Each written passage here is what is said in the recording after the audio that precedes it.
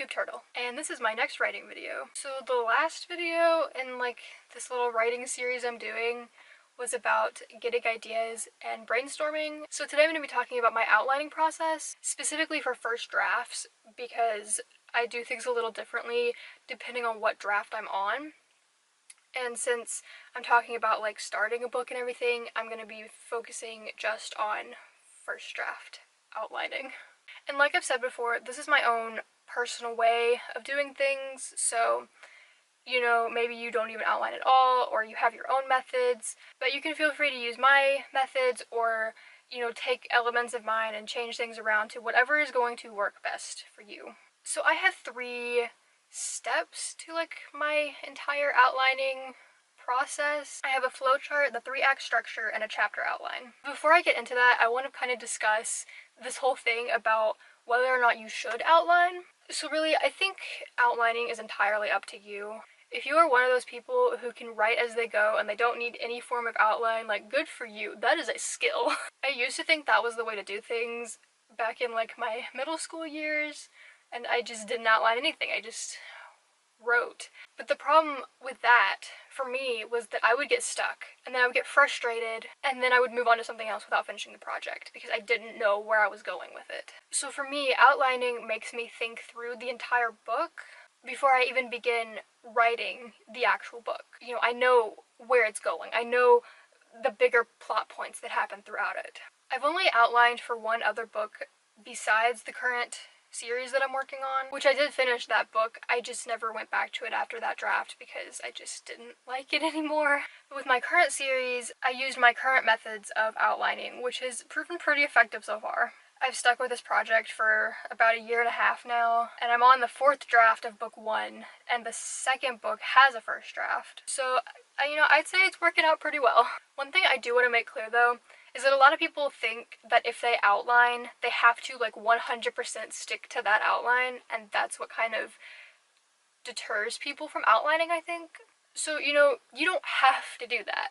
Like, I use my outline as like a guideline for the things that are going to happen. You know, and it can help you when you get stuck or when you're not exactly sure what needs to happen next, or just to help you make sure you don't go off on like unnecessary tangents that you would just end up cutting out later. But you can change and add to your outline at any time, or delete things if you're like, okay, the story's not going in this direction anymore. Usually when I'm about halfway through a draft, I kind of go back to my outline and reevaluate the rest of it and change things based on the way that the story has changed from writing the first half of the book, because I mean, you're always getting new ideas and things are not always going to go like exactly the way you planned them because things develop and that's okay. And so I just make some changes to my outline and I continue writing.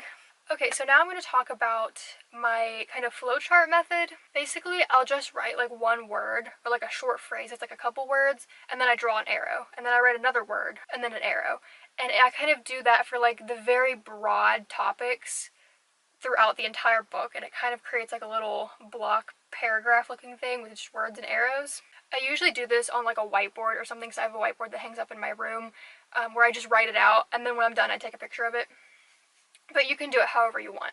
For example, if my story started out with like someone waking up and starting the day, going through like their normal daily getting ready activities, which like you should never start a book like that, by the way, because reasons, and I'll talk more about that when I have my video about like actually starting your book. But like for a simple example, it would go something like, wake up, arrow, make bed, arrow, brush teeth, arrow, get dressed, etc. You know, just things like that. So it's just a really rough outline of like the broad topics throughout your story. So then we have the basic outline, which is like officially named the 3-act structure, but I call it the basic outline. Even though, like, where do I even begin with this one? There's so much information. I feel like I can make a whole separate video about this that goes more in depth with like each of these steps. So if you are interested in a separate video, let me know in the comments, and like I will definitely film a video explaining, like breaking this whole 3-act structure down. I mean, if you all don't want that, like that's cool, I won't film it, but like if you do want to know more about it, like I will gladly make a video. Anyway, so I found out about this way of outlining through Kat from Cattytastic. She has a couple videos explaining this if you want to go check that out too. So there's 3 acts, obviously, and each act is broken down into 3 blocks, and each block has 3 sections for a total of 27 sections. Some people see this as like 1 section equals 1 chapter, so they end up with a 27 chapter book. But I use however many chapters I want in each section. Like my book has like over 50 chapters in it. So, I mean, you just do what you want. So, I'm just gonna kind of give what each of the sections are, and if you all do want a separate video, I will break it down, but if I did it combined with this video, this video would be kind of long. So, yeah. Act 1, Block 1, has the introduction, where you're introducing the characters in the world, the inciting incident, where something happens that is going to cause conflict, and then the immediate reaction, which is how your main character reacts to whatever that event was. Block 2 includes a reaction, action, and a consequence, and this is when things kind of are building up a little bit more. Block 3 has the pressure, which is also when things intensify, pinch, which is like a plot twist, and a push, which is where your main character is like transitions from the way their life used to be to whatever it kind of is now because of whatever that inciting incident was. So then Act 2, Block 4 includes New World, which is when your main character is getting used to the kind of how their life is now. Fun and Games, where you can kind of have them experiment with the way it is. I feel like the 3-act structure is kind of centered more for like fantasy, but I mean, my book's dystopian. You can use it for anything. I'm using it for like my contemporary story that I'm doing for NaNoWriMo. But Fun and Games, like if it was fantasy, this would be like if they had magic, like they're experimenting with their powers or something like that. But just having a little break of like some happier, upbeat scenes in there. Old World Contrast is kind of when they think back to how their life used to be and they maybe kind of miss that, or maybe they're glad that they don't have that anymore. Block 5 has a build-up, a midpoint, and a reversal. So the build-up is kind of like intensifying up to that midpoint of your entire book. And the midpoint is the midpoint, and your reversal. And then Block 6 has the reaction, action, and dedication. So this is, other things are happening, your character's reacting to those things. Dedication is when they're kind of like, yes, I'm going to fight through this. And then we get into the final act, Act 3. Block 7 has trials, where your main character is really going through some stuff and they just keep getting beat down.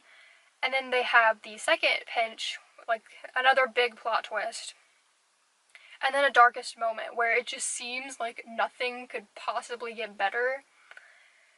And then we have Block 8, which is Power Within, when they're like, even though things are like awful, they find a way to kind of rise back up.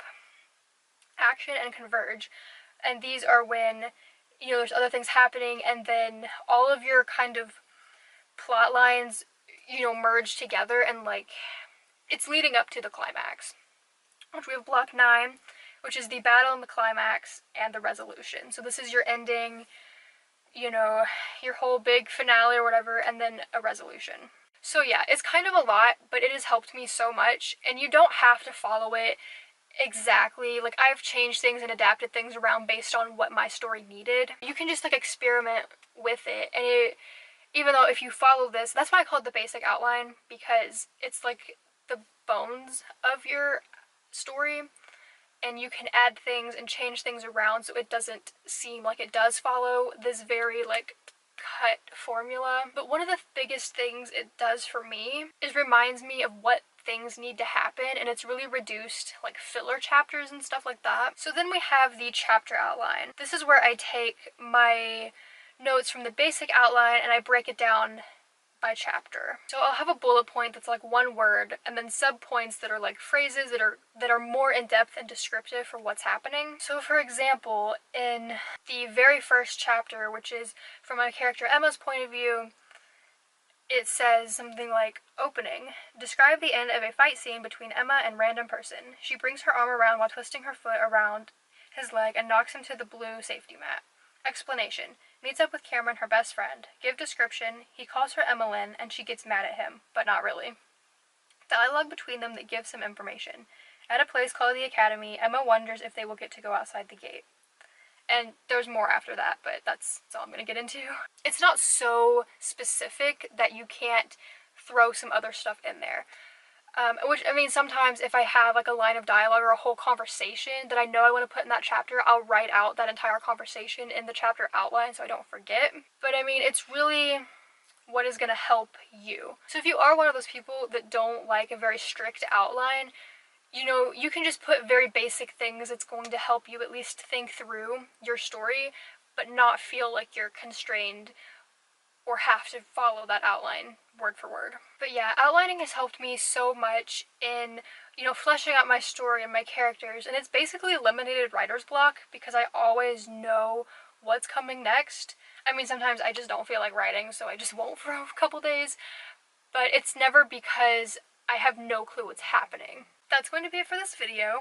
The next episode in my writing series may be the 3-act structure. If you all don't want that, it'll be an overview of how my drafting process works. If you have any questions or suggestions for future writing videos, you can leave that in the comments below. Thank you so much for watching. If you enjoyed this video, be sure to like, comment, and subscribe. Bye!